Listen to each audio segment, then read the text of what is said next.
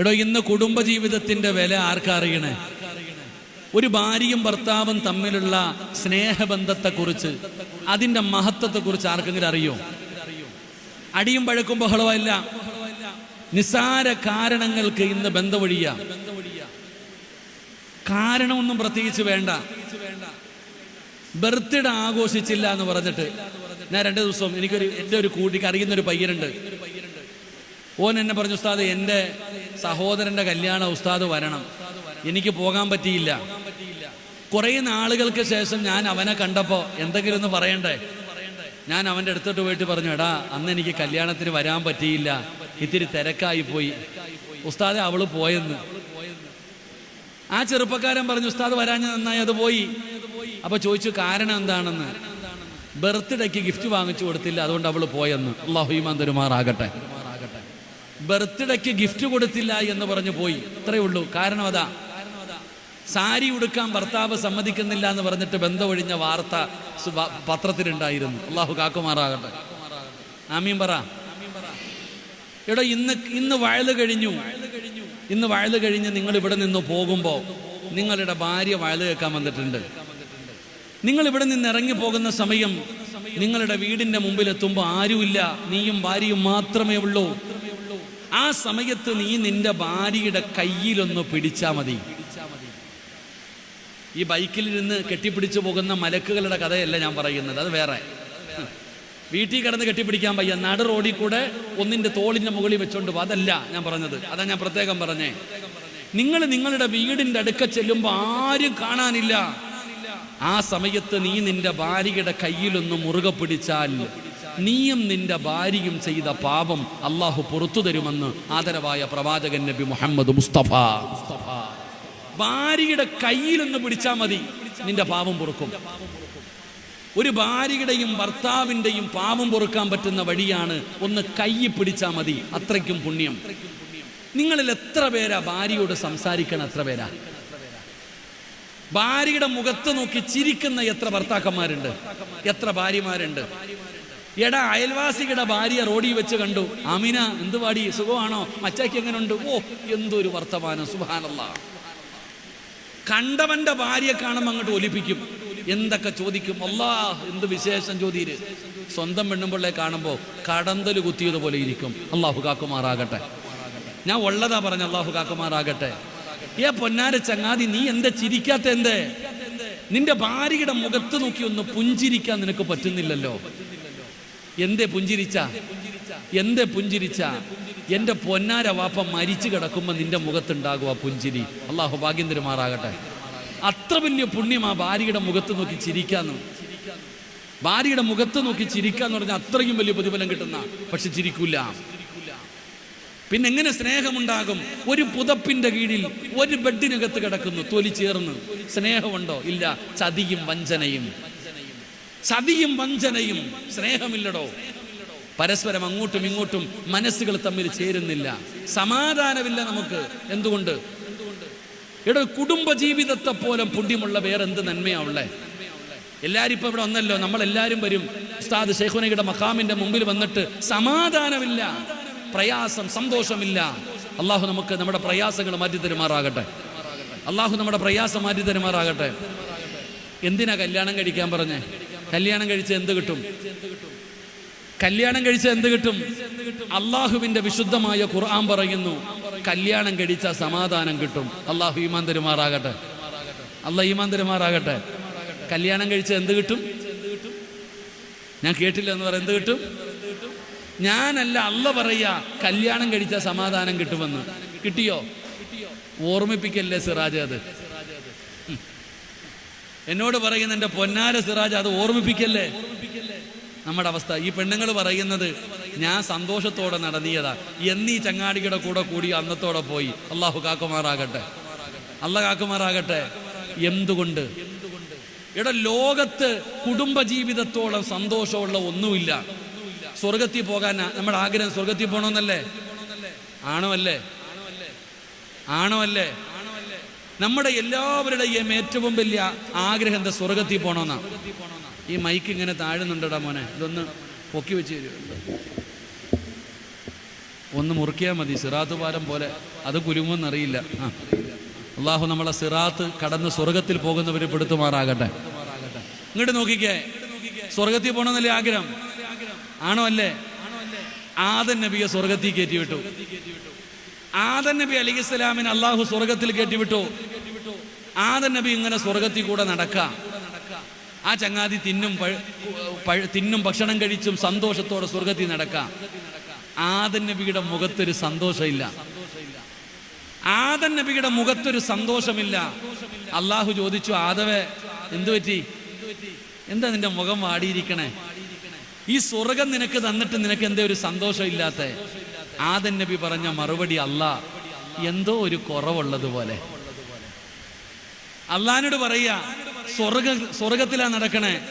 ആദം നബി അള്ളാഹിനോട് പറയാ, എന്തോ ഒരു കുറവുള്ളതുപോലെ.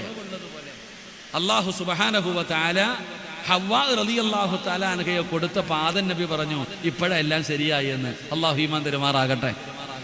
അപ്പൊ സ്വർഗമാണോ വലുത്, കുടുംബജീവിതമാണോ വലുത്? ആ സ്വർഗം കിട്ടിയിട്ട് പോലും ആദം നബിക്ക് മതിയാകുന്നില്ലടോ. അതാണ് കുടുംബജീവിതം, അതാണ് കുടുംബജീവിതം. പക്ഷെ ഇന്നത്തെ കുടുംബജീവിതം തമ്മിത്തല്ലും വഴക്കും ബഹളവുമായിട്ട് പോവാ. പരസ്പരം സ്നേഹമില്ല. അള്ളാഹു നമുക്ക് ഈമാൻ നൽകുമാറാകട്ടെ. അള്ളാഹു നമ്മുടെ കുടുംബജീവിതത്തിൽ സ്നേഹം നൽകി അനുഗ്രഹിക്കുമാറാകട്ടെ. മക്കൾ നോക്കുമ്പോൾ എപ്പോഴും തല്ല വാപ്പയും ഉമ്മയും. എവിടുന്നാ ചീത്ത വിളിക്കാൻ പഠിച്ചത്? വാപ്പ ഉമ്മാനെ വിളിക്കണേ കേട്ടിട്ടാ തുടങ്ങിയേ. അങ്ങനെ ആയിപ്പോയി ഇന്നത്തെ കുടുംബജീവിതം. അങ്ങനെ ആവരുത്. പിന്നെ വഴക്കും ബഹളവും എല്ലായിടത്തും ഉണ്ട്. നമ്മൾ മലക്കുകളൊന്നും അല്ലല്ലോ. മലക്കുകളാണോ? ഇവിടെ ചട്ടിയും കലവാകുമ്പോൾ തട്ടിയും മുട്ടിയൊക്കെ കിടക്കും. അടിയും വഴക്കും ബഹളമൊക്കെ ഉണ്ടാകും. അത് ഇവിടെ മാത്രമല്ല. മഹാനായ നബിയന റസൂലുള്ളാഹി സല്ലല്ലാഹു അലൈഹി വസല്ലമ തങ്ങളുടെ ഭാര്യ ആയിഷ ബീവി കറിച്ചട്ടി എടുത്ത് എറിഞ്ഞു പൊട്ടിച്ചിട്ടുണ്ട്. പിന്നല്ലേ നിന്റെ ആമിന. അള്ളാന്റെ റസൂലിന്റെ ഭാര്യ ഇറച്ചിക്കറിയും പാത്രം എടുത്ത് എറിഞ്ഞു പൊട്ടിച്ചിട്ടുണ്ട്. നബിയുടെ വീടിനകത്ത് വഴക്കുണ്ടായിട്ടുണ്ട്. അള്ളാന്റെ റസൂല് ആയിഷ ബീബിയും പിണങ്ങി നടന്നിട്ടുണ്ട്. അല്ലാഹു ഈമാൻ നൽകുമാറാകട്ടെ. അല്ലാഹു ഈമാൻ നൽകുമാറാകട്ടെ. നമ്മുടെ പെണ്ണുമ്പോൾ ആയിഷ ഒന്നും അല്ലല്ലോ. നമ്മുടെ ഭാര്യ ആയിഷ ഒന്നും അല്ലല്ലോ. പാവപ്പെട്ടവളല്ലേ എടോ. അതങ്ങനാ. പരസ്പരം അങ്ങോട്ടും ഇങ്ങോട്ടും വഴക്കൊക്കെ ഉണ്ടാകും. പക്ഷേ എൻ്റെ പ്രിയപ്പെട്ടവരെ, അത് കുറച്ച് കഴിയുമ്പോൾ തീരണം. അത് കുറച്ച് കഴിയുമ്പോൾ പിന്നെ ഈ ആണുങ്ങൾക്കൊരു ധാരണയുണ്ട്, കുറച്ചൊക്കെ പിടിവാശി കളയണം സഹോദര. എല്ലാ ആണുങ്ങളുടെയും ആഗ്രഹം, ഞാൻ വരച്ച വരയിൽ എൻ്റെ ഭാര്യ നിൽക്കണം. അത് വെറുതെയാ. അല്ലാഹു ഈമാൻ തരുമാറാകട്ടെ. അല്ലാഹു ഈമാൻ തരുമാറാകട്ടെ. നമ്മുടെ ഏറ്റവും വലിയ ആഗ്രഹം എന്താ? ഞാൻ വരച്ച വരയിൽ നിൽക്കണമെന്ന്. നീ ഇടയ്ക്കിടയ്ക്ക് കയറി നിൽക്കുക, അല്ലാതെ നടക്കത്തൊന്നുമില്ല. അപ്പൊ ചില കാര്യങ്ങൾ നമ്മൾ മനസ്സിലാക്കണം. പെണ്ണുങ്ങൾക്ക് ചില സ്വഭാവമുണ്ട്. പെണ്ണുങ്ങൾക്ക് ചില സ്വഭാവമുണ്ട്. ആ സ്വഭാവം മനസ്സിലാക്കിയാൽ പ്രശ്നങ്ങൾ തീരും. ഉദാഹരണം, നിന്റെ പരാതി എന്താ? എൻ്റെ ഉപ്പാനെ നോക്കണില്ല, എൻ്റെ ഉമ്മാനെ നോക്കണില്ല, എൻ്റെ കൂടപ്പുറപ്പിനെ നോക്കുന്നില്ല, ഇല്ലേ? ഇതല്ലേ നിന്റെ പരാതി? നബി സല്ലല്ലാഹു അലൈഹി വസല്ലമ തങ്ങള് ഒരു യാത്ര കഴിഞ്ഞിട്ട് വീട്ടിൽ വരിക. എന്തോ ഒരു യാത്ര കഴിഞ്ഞ് നബിതങ്ങൾ ക്ഷീണിച്ച് വീട്ടിൽ വന്നു. നബിതങ്ങൾ വീട്ടിലേക്ക് കയറുമ്പോ ആയിഷ ബീബി റളിയല്ലാഹു തആല വാതിലിൽ നിൽക്കുന്നുണ്ട്. നബിതങ്ങളെ തടഞ്ഞു നിർത്തി. എന്നിട്ട് ഒന്നാമത്തെ ചോദ്യം, നബിയെ, പെണ്ണുങ്ങളിൽ വെച്ച് ഏറ്റവും ഇഷ്ടം ആരെയാ? അള്ളാന്റെ റസൂല് എന്തോ ഒരു യാത്ര കഴിഞ്ഞ് വളരെ ക്ഷീണത്തിൽ പ്രയാസപ്പെട്ട് വീട്ടിൽ വന്നപ്പോ വീടിനകത്ത് കയറുന്നതിനെ തടഞ്ഞു നിർത്തിയിട്ട് ഭാര്യ ചോദിക്കുക, നിങ്ങൾക്ക് ഏറ്റവും ഇഷ്ടം ആരെയാണ്? ആ ചോദ്യം കാണാൻ നമ്മുടെ ഭാര്യ ചോദിച്ച അള്ളാഹു കാക്കുമാറാകട്ടെ. ആമീൻ പറ. നീ കഷ്ടപ്പെട്ട് ജോലിക്ക് പോയിട്ട് ക്ഷീണിച്ച് വീട്ടിൽ വരുമ്പോ ഭാര്യ വാതിലിൽ തടഞ്ഞു നിർത്തിയിട്ട് ചോദിക്കുക, നിങ്ങൾക്ക് ഏറ്റവും കൂടുതൽ ഇഷ്ടം ആരെയാണ്? ചോദിച്ചത് മാത്രമേ ഓർമ്മ കാണത്തുള്ളൂ. അള്ളാഹു ദീർഘായുസ്സ് കൊടുക്കുമാറാകട്ടെ. പക്ഷെ നബിതങ്ങൾ അങ്ങനല്ല. അള്ളാന്റെ റസൂല് പറഞ്ഞ മറുപടി, എനിക്ക് ലോകത്ത് ഏറ്റവും കൂടുതൽ ഇഷ്ടം നിന്നെയാ. എനിക്ക് പെണ്ണുങ്ങളിൽ ഏറ്റവും ഇഷ്ടം ആരെയാ? എൻ്റെ ആയിഷാനെയാ. ആയിഷയ്ക്ക് സമാധാനമായി. നബിതങ്ങൾ വീടിനകത്ത് കയറി. രണ്ടാമതും പിടിച്ചു. രണ്ടാമത്തെ ചോദ്യം, ലോകത്തുള്ള ആണുങ്ങളിൽ വെച്ച് ഏറ്റവും ഇഷ്ടം ആരെയാ? ലോകത്തുള്ള ആണുങ്ങളിൽ വെച്ച് ഏറ്റവും ഇഷ്ടം ആരെയാ? നിന്റെ വാപ്പ അബൂബക്കറിനെ ആയിഷ. അല്ലാഹു ഈമാൻ തരുമാറാകട്ടെ. എന്താ മറുപടി?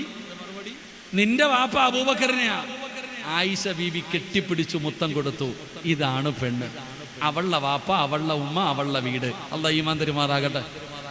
അല്ലെങ്കിൽ നീ ഇന്ന് നോക്കിക്കേ, വഴുതും കഴിഞ്ഞ് വീട്ടിൽ പോയിട്ട് രാത്രി കിടക്കുമ്പോൾ ചുമ്മാതോ ഒന്ന് പറയണം, എൻ്റെ പൊന്നാര ആമിന, നിന്റെ വാപ്പ എത്ര നല്ല മനുഷ്യനാ. അള്ളാഹുവേ, ഓള് തലയിൽ കയറാതെ നോക്കിയാൽ മതി. ഞാൻ പറഞ്ഞില്ലേ, ചില കാര്യങ്ങളുണ്ട്, ഇത് മനസ്സിലാക്കണം, ചുമ്മാ നടന്നാൽ പോരാ.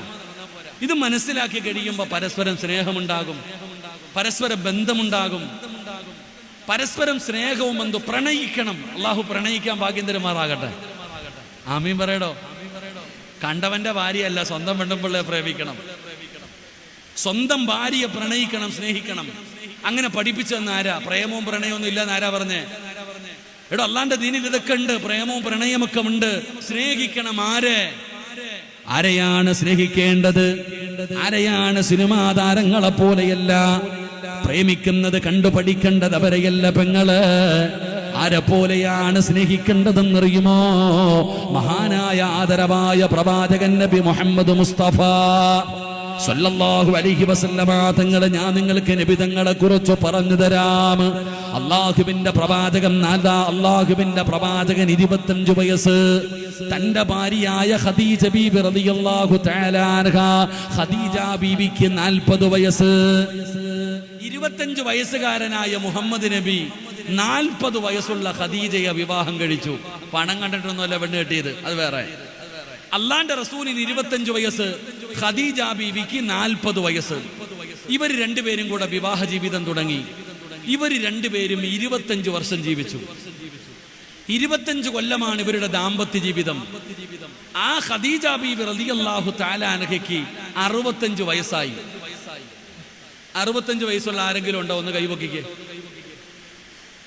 65 വയസ്സുള്ള ആരെങ്കിലും ഉണ്ടോ? ഒന്ന് കൈവക്ക്. പെണ്ണുകെട്ടിക്കാനൊന്നുമല്ല. ഒന്ന് അണ്ണ ഇപ്പൊ കൈവക്കി. അള്ളാഹു നിങ്ങൾക്ക് ആഫിയത്തുള്ള ദീർഘായുസ്സ് നൽകുമാറാകട്ടെ. 65 വയസ്സുണ്ട് ഖദീജ ബീവിക്ക്. ഈ ഖദീജ ബീവി റളിയല്ലാഹു തആല അൻഹ നബിതങ്ങൾ വീട്ടിലേക്ക് കയറി വന്നപ്പോ കുളിച്ചു ഒരുങ്ങി നിൽക്കുക വീടിന്റെ മുമ്പിൽ. വീടിന്റെ വാതിലിന്റെ മുമ്പിൽ ഖദീജ ബീവി ചിരിച്ചുകൊണ്ട് നിൽക്കുന്നു. 20ാമത്തെ വയസ്സിലല്ല, 65ാമത്തെ വയസ്സിൽ. അള്ളാന്റെ റസൂൽ സല്ലല്ലാഹു അലൈഹി വസല്ലം തങ്ങൾ വീട്ടിലേക്ക് കയറി വന്നു. ചിരിക്കുന്ന മുഖത്തോടെ ഖദീജ സ്വീകരിച്ചു. കഴിക്കാൻ ഭക്ഷണം എടുത്തു വെച്ചു. അള്ളാന്റെ റസൂൽ സല്ലല്ലാഹു അലൈഹി വസല്ലം തങ്ങൾ ഭക്ഷണം കഴിക്കുമ്പോ ഖദീജ അടുത്തിരുന്നു. നബി തങ്ങൾ ഭക്ഷണം കഴിക്കുന്നത് കണ്ടപ്പോ ഖദീജ ബീബി റളിയല്ലാഹു തആല ചോദിച്ചു, നബിയെ, എനിക്കൂടെ വാരി തരുവോ? എനിക്കൂടെ ഇത്തിരി ഭക്ഷണം വാരി തരുവോ? അള്ളാന്റെ റസൂൽ ഖദീജ ബീബിക്ക് ഭക്ഷണം വാരി കൊടുത്തു. ഞാൻ ഇത്തിരി വാരി തരട്ടെ നബിയെ? അള്ളാഹ് ഈമാൻ തരുമാറാകട്ടെ. ഈ അടുത്ത കാലത്തെങ്ങാനും ഭാര്യയ്ക്ക് വല്ലതും വാരി കൊടുത്തിട്ടുണ്ടോ? ഉണ്ടോ? ചിന്തിക്ക്. കയ്യൊന്നും പൊക്കണ്ട, ഞാൻ നാണം കെട്ടുപോകും. പൊക്കില്ല എന്ന് എനിക്കറിയാം. ഈ അടുത്ത കാലത്ത് എപ്പോഴെങ്കിലും നീ നിന്റെ ഭാര്യയ്ക്ക് ഇത്തിരി ഭക്ഷണം വാരി കൊടുത്തിട്ടുണ്ടോ? എവിടെ? അള്ളാന്റെ റസൂൽ ഖദീജ ബീവിക്ക് വാരി കൊടുത്തു. ഖദീജ ബീവി നബിതങ്ങൾക്ക് ഭക്ഷണം വാരി കൊടുത്തു. എത്രാമത്തെ വയസ്സിൽ? 65ാമത്തെ വയസ്സിൽ. നബിതങ്ങളും ആയിഷ ഖദീജ ബീവിയും ഭക്ഷണമൊക്കെ കഴിച്ചു. അള്ളാന്റെ റസൂൽ ഇരിക്കുമ്പോ ഖദീജ ബീബി റളിയല്ലാഹു തആല ചോദിച്ചു, ആ മടിയിലൊന്ന് തലവെച്ച് കിടന്നോട്ടെ, ആ മടിയിലൊന്ന് തലവെച്ച് കിടക്കട്ടെ. അള്ളാന്റെ റസൂൽ ഖദീജ ബീവിയോട് പറഞ്ഞു കിടക്കാൻ. വാപ്പ ഇപ്പൊ ഇവിടെ കിടക്കണേ? ഈ പ്രായമുള്ള ഉപ്പാനോട് ഞാൻ ചോദിക്കട്ടെ, നീ എവിടാ കിടക്കണേ? നീ ഒരു റൂമിലും നിന്റെ ഭാര്യ വേറെ റൂമിലും. അള്ളാഹു നമുക്ക് ഈമാൻ തരുമാറാകട്ടെ.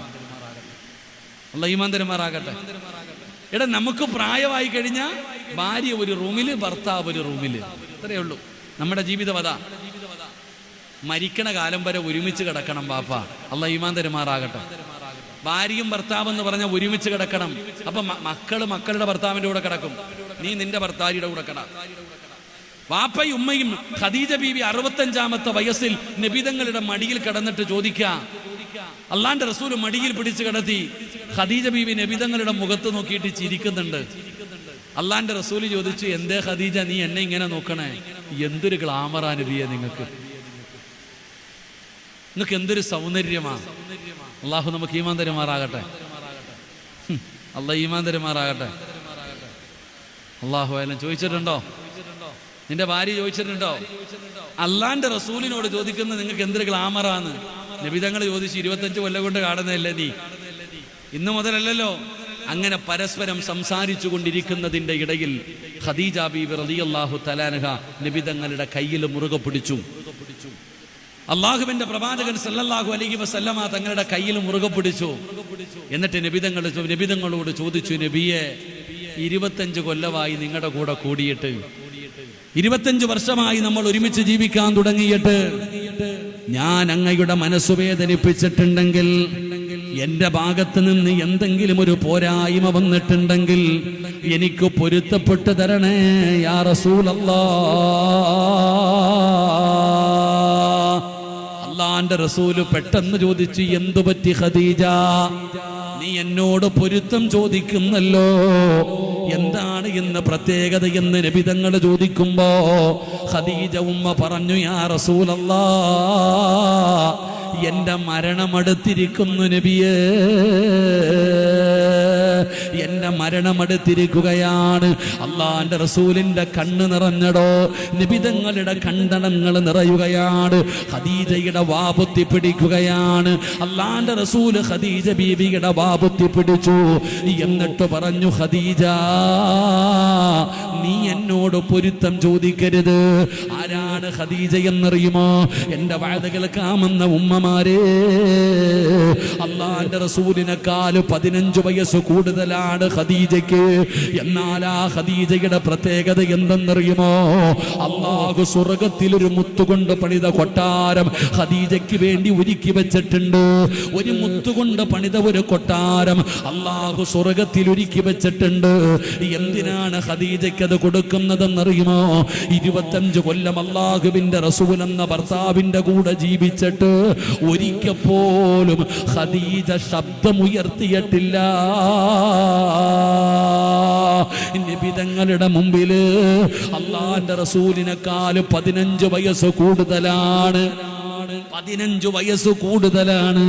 ഒരിക്കൽ പോലും അള്ളാന്റെ റസൂലിന്റെ മുമ്പില് 25 വർഷത്തിന്റെ ഇടയില് ഒരിക്കൽ പോലും ഖദീജ ശബ്ദമുയർത്തിയിട്ടില്ല. അല്ലാഹുവേ, ആ ഖദീജയാണ് നബി തങ്ങളുടെ കൈപിടിച്ചിട്ട് കരയുന്നത്. പൊരുത്തം താ നബിയേ, പൊരുത്തം താ നബിയേ. ഖദീജ, പൊരുത്തം ചോദിക്കല്ലേ ഖദീജ, എനിക്ക് പരാതിയില്ല, എനിക്ക് നിന്നെ കുറിച്ച് പറയാ ഒരു പരാതിയുമില്ല ഖദീജ. പോകുകയാണോ ഖദീജ? പിരിയുകയാണോ ഖദീജ? അള്ളാന്റെ റസൂല് നിനക്കെനിക്ക് പൊരുത്തമാണെന്ന് പറയുമ്പോ 65 വയസ്സുകാരിയായ ഖദീജ എന്ന് പറയുന്ന പ്രായമുള്ള ഭാര്യ ചാടി എഴുന്നേക്കുകയാണ്. നിബിതങ്ങളെ കെട്ടിപ്പിടിക്കുകയാണ്, ചുംബനം കൊടുക്കുകയാണ്, പൊട്ടിക്കരയുകയാണ്. അള്ളാന്റെ റസൂലിനെ കെട്ടിപ്പിടിച്ചിട്ട് ഖദീജ ഉമ്മ കരയുകയാണ്. എന്നിട്ട് അള്ളാന്റെ റസൂലിനോട് അവിടെന്ന് ചോദിക്കുന്നു, യാ റസൂലല്ലാഹ്, മുത്തി നബിയേ, 3 ആഗ്രഹമുണ്ട് നബിയേ, എനിക്ക് 3 ആഗ്രഹമുണ്ട് നബിയേ, സാധിപ്പിച്ച് തരുമോ നബിയേ? എന്തേ ഖദീജ, എന്തേ ഖദീജ?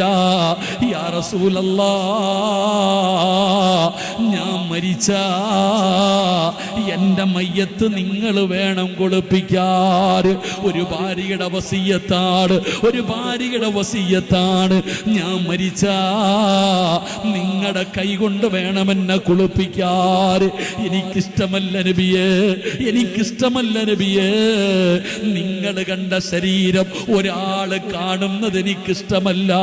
ഒരു പെണ്ണുപോലും കാണരുത്, ഒരു പെണ്ണുപോലും എന്നെ കാണരുത്, എനിക്കിഷ്ടമല്ല നബിയേ. അള്ളാന്റെ റസൂലിന്റെ കൈ പിടിച്ചിട്ട് ആ 65 വയസ്സുള്ള ഭാര്യ കരയുകയാണ്. സമ്മതിക്ക് നബിയേ, സമ്മതിക്ക് നബിയേ, എന്റെ ജനാസ കുളിപ്പിക്കുമോ നബിയേ? അള്ളാന്റെ റസൂൽ അവിടെ നിന്ന് സമ്മതിക്കുകയാണ്. ഖദീജയുടെ 2ാമത്തെ ആഗ്രഹം എന്തെന്നറിയുമോ? യാ റസൂലല്ലാഹ്, എന്റെ കഫം പൊതിയുമ്പോ, എന്റെ മയ്യത്ത് പൊതിയുമ്പോ ഈ ചുമലിൽ കിടക്കുന്ന ഷാളുണ്ടല്ലോ, എപ്പോഴും അങ്ങയുടെ ചുമലിൽ കിടക്കുന്ന ഈ ഷാൾ എനിക്ക് വേണം നബിയേ. എന്റെ എന്റെ കഫം തുണിക്കകത്ത് വെക്കണേ നബിയേ, എന്റെ കഫം തുണിക്കകത്ത് വെക്കണേ നബിയേ. ഖിയാമത്ത് നാൾ വരെ, മസ്റയിൽ വരുന്നത് വരെ ഖബറിനകത്ത് കിടക്കണ്ടേ നബിയേ. നിങ്ങളില്ലാതെ എനിക്ക് പറ്റൂല. നിങ്ങളുടെ സുഗന്ധം വേണം, നിങ്ങളുടെ സുഗന്ധമെങ്കിലും എനിക്ക് വേണം നബിയേ. ഇല്ലാതെ എനിക്ക് കടക്കാൻ പറ്റൂല, ഖബറിനകത്ത് ഉറങ്ങാൻ പറ്റൂല. അതുകൊണ്ട് നിങ്ങളുടെ ചുമലിൽ കിടക്കുന്ന ഈ ഷാള് എന്റെ കഫം തുണിക്കകത്ത് വെക്കുവോ നബിയേ. അല്ലാഹുവിന്റെ റസൂല് സമ്മതിക്കുകയാ. മൂന്നാമത്തെ ആഗ്രഹം എന്തെന്നറിയോ? യാ റസൂലല്ലാഹ്, എന്റെ ഖബറിനകത്തിറങ്ങണേ നബിയേ, എന്റെ ഖബറിനകത്തിറങ്ങണം നബിയേ. നിങ്ങൾ വേണം എന്റെ ജനാസ മണ്ണിലിറക്കി വെക്കാൻ, നിങ്ങൾ വേണം എന്റെ ജനാസ മണ്ണിലിറക്കി വെക്കാൻ. നിങ്ങളുടെ കൈ കൊണ്ട് വേണം മണ്ണ് വാരി വെക്കാൻ, നിങ്ങളുടെ കൈ കൊണ്ട് വേണം ഈ ഖദീജയുടെ കബളിന്റെ താഴെ മണ്ണ് വെക്കാൻ. അല്ലാഹുവേ, ഖദീജ ബീവി ലോകത്തോട് വിട പറയുകയാണ്. റസൂലുള്ള തളർന്നു പോയടോ, അല്ലാഹുവിന്റെ റസൂലിനെ താങ്ങാൻ പറ്റിയില്ല. അല്ലാഹുവേ, ഖദീജ ബീബി റളിയല്ലാഹു തആല അൻഹയുടെ ജനാസ നബി തങ്ങളാ കുളിപ്പിച്ചത്. ഇതുപോലെ ഭാഗ്യം കിട്ടിയ ഒരു പെണ്ണ് വേറെയില്ല. അല്ലാഹുവിന്റെ പ്രവാചകൻ കണ്ടടങ്ങൾ നിറഞ്ഞു ഒഴുകുകയാണ്. ഖദീജ ബീബി റളിയല്ലാഹു തആല അൻഹയുടെ ജനാസ കുളിപ്പിച്ചു. മയ്യത്ത് പുതിയ സമയമായപ്പോ ഷാളെടുത്ത് ചുംബിക്കുകയാ, ടുത്ത് ചുംബിക്കുകയാണ്. ഖദീജ ബീവിയുടെ കഫം തുണിക്കകത്ത് വെച്ചു. റബ്ബേ, ജനാസ ഖബറിലേക്ക് ഇറക്കുമ്പോ അല്ലാഹുവിന്റെ റസൂൽ ഇറങ്ങി ഖദീജ ബീവിയുടെ ജനാസ ഖബറിൽ ഇറക്കി വെച്ചു. എന്നിട്ട് മിൻഹാ ഖലഖിനാകും വഫീഹാ നുഈദുകും വമിൻഹാ നുഖ്രിജുകും താറത്തൻ നുഖ്റാ. പിടിമണ്ണ് വാരി വെക്കുമ്പോ ഖദീജ ഉമ്മയുടെ കഫം തുണി നനയുകയാ. നബിതങ്ങള് കരഞ്ഞടോ, നബിതങ്ങള് കരഞ്ഞടോ. നിങ്ങൾ ചരിത്രമെടുത്ത് വായിച്ചു നോക്ക്. മരിക്കുന്ന കാലം വരെ ഖദീജ എന്ന് പറഞ്ഞ നബിതങ്ങള് കരയുമായിരുന്നു. എന്തു പറഞ്ഞാലും ഖദീജ, ആരെങ്കിലും ഒരു നല്ല ഭക്ഷണം കൊണ്ടുവന്നു കൊടുത്താൽ ഖദീജയുടെ കൂട്ടുകാരികളുടെ വീട്ടിൽ കൊടുത്തു വിടുമായിരുന്നു. ഖദീജ എന്ന് പറഞ്ഞ നബിതങ്ങൾക്ക് ജീവനായിരുന്നു. മറ്റുള്ള ഭാര്യമാരെന്തെങ്കിലും ചെയ്യുമ്പോ അല്ലാഹുവിന്റെ റസൂല് പറയും, എന്റെ ഖദീജ അങ്ങനെയായിരുന്നു, എന്റെ ഖദീജ ഇങ്ങനെയായിരുന്നു. നബി തങ്ങൾ എപ്പോഴും പറയുമായിരുന്നു. ആയിഷയ്ക്കൊരിക്കൽ ദേഷ്യം വന്നു, ആയിഷ ബീവിക്ക് വല്ലാത്ത ദേഷ്യം വന്നു. ഖദീജയെ കുറിച്ച് പറയുന്നത് കേട്ടപ്പോ അവിടെന്ന് ചോദിച്ചു, നബിയേ, ഈ കിളവിയോട് ഇത്ര സ്നേഹമെന്ത്?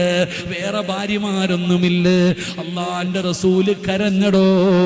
തന്റെ ഖദീജാനെ കിളവി എന്ന് വിളിച്ചപ്പോ, തന്റെ ഖദീജാനെ കിളവി എന്ന് വിളിച്ചപ്പോ നബിതങ്ങൾക്ക് സഹിച്ചില്ല. നബിതങ്ങൾ അപ്പോഴും പറഞ്ഞു, നീയൊക്കെ എന്റെ ഖദീജയെ പോലെയാകില്ല. ഇതായിരുന്നടോ നബിതങ്ങളുടെ സ്നേഹം, ഇതായിരുന്നു നബിതങ്ങളുടെ സ്നേഹം.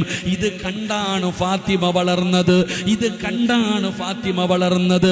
ആ ഖദീജയുടെ മകളാണ് ഫാത്തിമ, ആ നബിതങ്ങളുടെ മകളാണ് ഫാത്തിമ. 29ാമത്തെ വയസ്സിൽ, 29ാമത്തെ വയസ്സിൽ ആ ഫാത്തിമ മരണിക്കുകയാണ്. ആ ഫാത്തിമയുടെ മരണമെടുത്തപ്പോ 29 വയസ്സുകാരിയായ ഫാത്തിമ അലിയാര് തങ്ങളുടെ മടിയിൽ കിടന്നിട്ട് അവിടെ നിന്ന് ചോദിച്ചു, അലിയേ, പൊരുത്തം തരുമോ അലിയേ? പോവുകയാണ് അലിയേ. ഉമ്മ വാപ്പയോട് പറഞ്ഞത്, നിങ്ങൾ വേണം മയ്യത്ത് കുളിപ്പിക്കാൻ, ആരും കാണുന്നത് എനിക്കിഷ്ടമല്ല. മകള് പറഞ്ഞ മറുപടി, എന്നെ രാത്രിയിൽ വേണം കബറടക്കാൻ, എന്നെ രാത്രിയിലെ കബറടക്കാവൂ. ഭർത്താവ് ചോദിച്ചു, എന്തേ ഫാത്തിമ, പകലാണ് എന്നെ കബറടക്കുന്നതെങ്കിൽ എന്റെ മയ്യത്ത് പൊതിയുന്നത്, എന്റെ മയ്യത്ത് ചുമക്കുന്നത്, എന്റെ മയ്യത്ത് കബറിൽ ഇറക്കി വെക്കുന്നത് അന്യ പുരുഷന്മാരാണ് അലിയേ. അലിയേ, എനിക്കിഷ്ടമല്ല അലിയേ, എൻ്റെ ശരീരത്തിൻ്റെ വടിവ് മറ്റുള്ള പുരുഷന്മാര് കാണുന്നത് എനിക്കിഷ്ടമല്ല. ഇതാണടോ മക്കള്. ഉപ്പയും ഉമ്മയും കണ്ടുപഠിക്കുമ്പോ മക്കൾ അങ്ങനെയാവുകയാണ്. അതുകൊണ്ട് എൻ്റെ പ്രിയപ്പെട്ടവരോട് പറയുകയാ, പരസ്പരം സ്നേഹിക്കണേ, പരസ്പരം സ്നേഹിക്കണേ, തമ്മിലടിയും വഴക്കുകളും മാറ്റണേ, സന്തോഷത്തോടെ ജീവിക്കണേ, ചതിയും വഞ്ചനയും കളയണേ, സ്നേഹത്തോടെ ജീവിക്കൂ. അങ്ങനെ സ്നേഹത്തോടെ ജീവിച്ചാൽ നീ മരിച്ചാലും നിന്റെ ഭാര്യ പറയും എൻ്റെ ഇക്ക. ഇങ്ങനെ ജീവിച്ചാ നീ മരിച്ചു കഴിഞ്ഞാലും നിന്റെ ഭാര്യ പറയും എൻ്റെ ഇക്ക. എത്ര നല്ല മനുഷ്യൻ. അള്ളാഹു നമ്മൾ അങ്ങനെ ആക്കി തരുമാറാകട്ടെ. അള്ളാഹു നമ്മളാക്കി തരുമാറാകട്ടെ. ഭാര്യ മരിച്ച ഭർത്താവ് പറയും ഇവളെ പോലെ ഒരു നല്ല ഭാര്യ അല്ലാ, നിസ്കരിക്കും, നോമ്പ് പിടിക്കും, നന്മകൾ ചെയ്യും, നാളെ സ്വർഗത്തിൽ നമ്മളെ ജോഡികളാക്കി തരും. അള്ളാഹു ആക്കി തരുമാറാകട്ടെ. അപ്പം എൻ്റെ പ്രിയപ്പെട്ട സഹോദരങ്ങളെ, നമ്മൾ മരിച്ചു കഴിഞ്ഞാൽ നമ്മളെക്കുറിച്ച് നമ്മൾ നല്ലവനാണെന്ന് പറയേണ്ട ഒന്നാമത്തെ ആള് നമ്മുടെ കൂട്ടുകാരൻ, രണ്ട് നമ്മുടെ ഭാര്യ. അള്ളാഹു നമുക്ക് ഈമാൻ തരുമാറാകട്ടെ.